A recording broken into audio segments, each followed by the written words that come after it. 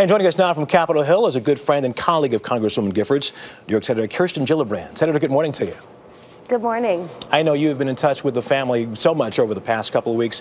What can you tell us about the Congresswoman's condition this morning? Well, the most glowing news that I heard is when she was being transferred, she could hear the cheers of all the supporters that were lining the streets, and it made her not only cry, but it made her smile.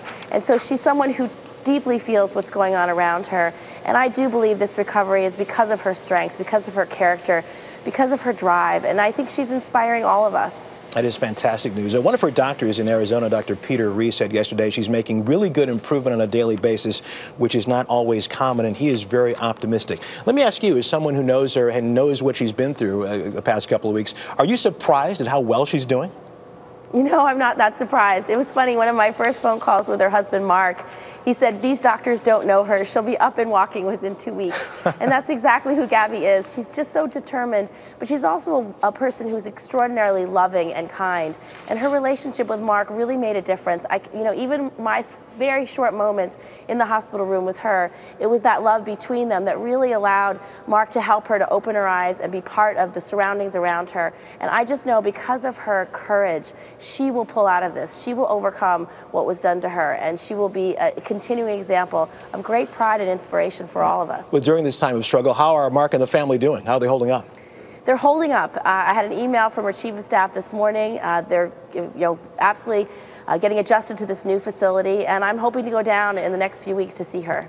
Of course, this shooting put a spotlight on the nasty rhetoric coming out of Washington these days, and there was a suggestion made that during the President's State of the Union address next week that Republicans and Democrats sit next to each other. And I understand you have a Republican date for the evening. Is that right, Senator? I do. I'm going to be sitting with Senator John Thune, and this will be very good because not only are we showing this just small measure, it's a symbol. It's a symbol of what's to come.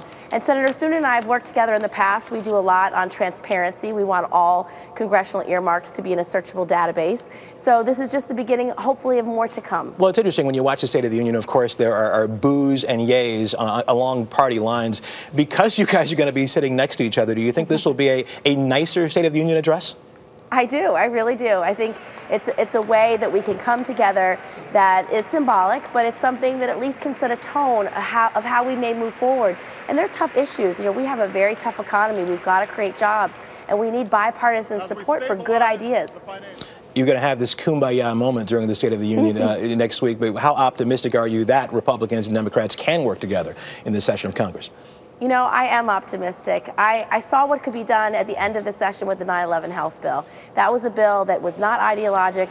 Good people of goodwill from both sides of the aisle came together and passed that bill, and I know we can do that again, and I think we can do that for the American people. I think that's what they asked for in the last election. They wanted people who would go to Washington to get the people's business done, and that's the kind of work that I'm going to do, and I'm going to make sure that I conduct myself in a way that is not only civil, but is conducive to bringing people together so that we can solve these tough problems. Senator, let me end on another question about Congresswoman Giffords. For all those people out there who are supporting her and pulling for her, anything you want to say to them to give them some hope?